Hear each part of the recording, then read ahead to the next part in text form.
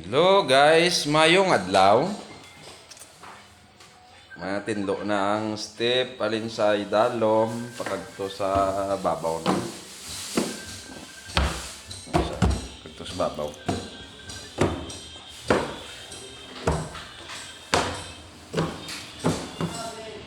Ma-apply na kita sang sanding sealer. Gamitan ta sang sanding sealer first coat ta. Gamit kita sang brush, BB roller, pang first coat lang ni sa hagdan, pagkuto sa dalong. Baliya mo na sing pundo ya para madamulan sang sealer.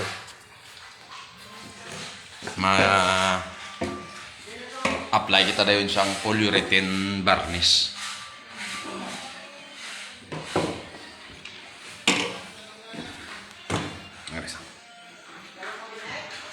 Kung nakita nyo, sanding sealer na sa Arso. Sino kayo? Masama doon, no? Sa shoulder.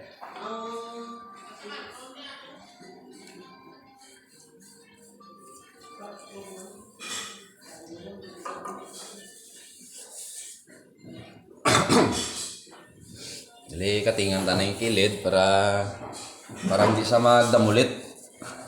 No, medyo daw finish na ning sa kon. Finish nang sa amon nga wall. Medyo halalungan pa ni.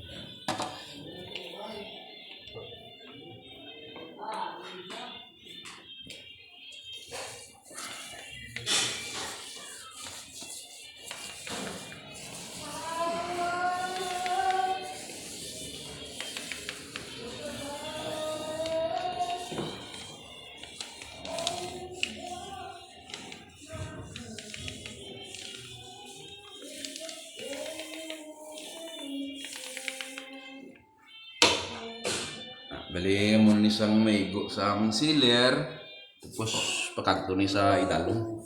Pero basta lang din ay ang video ko. Next video naman kung ma-finish na.